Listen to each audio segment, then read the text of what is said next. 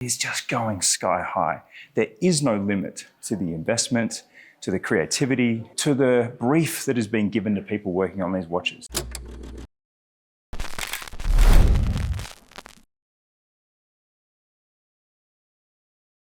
Michelle, I think the perception of Louis Vuitton watchmaking from the outside is that it's a fashion brand trying to make watches. Yeah. But I can tell you, let me just set the scene here. We're in Megève in France. The French Alps are just outside the window. We have this stunning trunk exhibition concept. There is no limit to the investment, to the creativity, to the brief that is being given to people working on these watches. You need to understand this is not about opportunism and simply putting LV stamps on watches. The whole category has attracted someone like you because you're almost given a blank check. With the team at La Fabrique du Temps, we try to offer something you cannot find in the rest of the collectors. And is that a fair thing to say, that the focus is on making truly magical, wondrous things? Like, I don't know if you've seen a movie like Wonka, where there's this sort of magical element to making chocolates. That's what it feels like here. There's a sense of the rules don't apply because you don't get given many limitations. No, we have no limits. And of course, and with Enrico and my team, we every day long, we are thinking about what you need, what you miss on your wrist. And if I can do, I will do. And so we're going to unveil to you 3 very sweet chocolates, very amazing chocolates today, starting with this Pique Azur, which now the thing about this watch that's contradictory is that the Voyager is all about not having a dial, and yet this has a dial. Yes, this one, the shape is the Voyager shape. I love this shape. Me too. Because yes, it could be designed by Gerald Genta, the designer, very famous, and I used to work with him. And this is very smooth on the wrist, and this is the Voyager Plique Azur. The Plique Azur is a technique of enamel. It's very, very transparent. It's like a stained glass, you know. Yeah, church window. Yeah, the church windows. And this is with a modern touch, very contemporary, with the V shape and white gold with the arms in white gold. And between the arms, we add these transparent blue enamel Plique Azur. Did you like that very subtle flex before I used to work with him? If Gerald was here, you know him well. You worked very closely with Mr. Genta. Yes, of course. Can you imagine what he would think and say about this piece? Just because you dropped that mic before saying who I worked with. You worked with Gerald. You were his I used to work with him publication maker. During 7 years, and I met Enrico there. And I think he will be very proud to see what we are doing today. And this kind of watch, the Plique Azur Voyager, it's a magnificent piece in white gold and with these techniques, and inside you have the PDG movement, the Geneva Seal movement, as you know.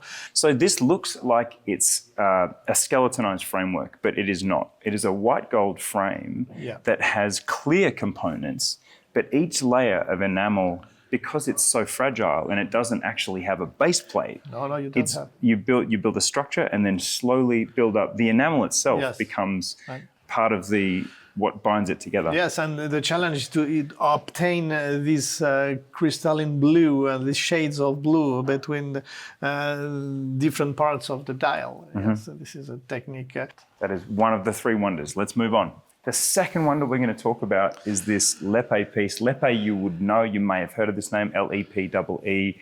One of the great time as an object creators. How would you describe them? They create time machines. Yes, this is a time machine. It's not a wristwatch. This is an object. You can put it on the desk, but you can hang on. It's a balloon. It's a montgolfière. Yes, you can. Because if you look here, Marcus, the actual winding mechanism is underneath this trunk. Underneath. It's 8 days power reserve, and you can wind it underneath the smallest trunk of Louis Vuitton. With a lot of diamonds, we have 1,200 diamonds. Yep. And we have, do you know the carat size of that citrine in the middle? It's 6 carats. 6, correct. Ding, 6 carats.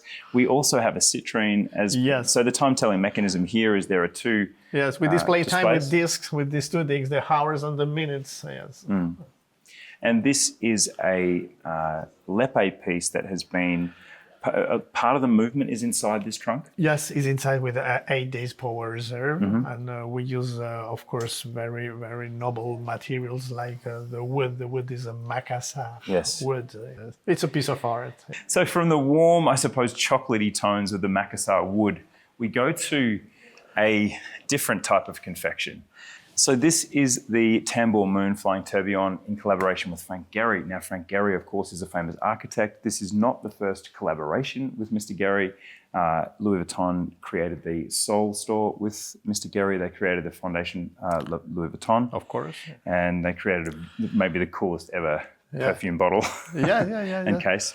And we are very happy because it's our first collaboration with Mr. Frank Gehry in high watchmaking. Yes. And we have this idea 2 years ago, and we proposed to Frank to design a movement. This is the Geneva seal movement inside, and outside is the work of Mr. Frank Gehry. This is the Tambour Moon, but in all the case is in crystal sapphire. Not only the case, the legs, the crown, the dial is in crystal sapphire. And here you can see the spirit of Mr. Frank Gehry. As you mentioned, the construction, the architecture in La Fondation Louis Vuitton, or the Seoul, the store in Seoul. You can see the movement, the waves, the sails. And this is a big challenge because the dial is very, very thin. In the center. It's 0.4 mil? Yes. It's so it's thin. A sliver. Very, very thin. I can't even see the dial. No, and the techniques is the challenge is to obtain this unpolished and polished dial and to represent the waves, the sail, the movement. So that's one piece with these different, I don't understand. It's just one piece, yes, one piece, but very, very thin. But it looks thicker because you're seeing that the light catch the edges. It depends where you are. In the center is very thin, but in the edges it's a little thicker. Now, Gehry's work is typified by light, by transparency, and by structure. And movement, And movement. And that's what, exactly. As you said, it has a dynamism to this.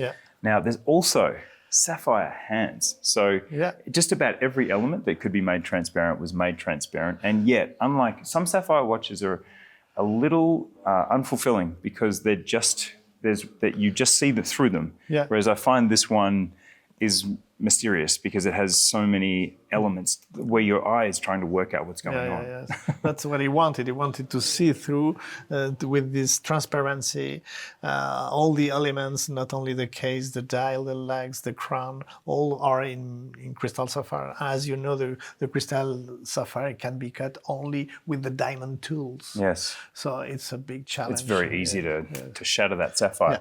Now, tell me about this vertically aligned movement, because I saw this first on the Tambour Moon. This is quite an innovative thing. Yes, from 12 to 6.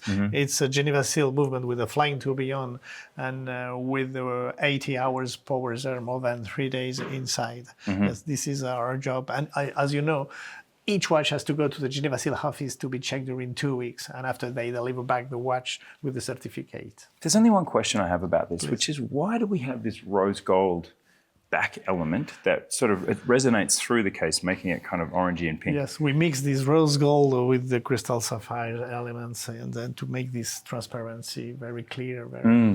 Because it really changes instead of it just being a sapphire watch, we have this rose gold structured back element that it gives it a different tone. Yes, it's a piece of art. Yes.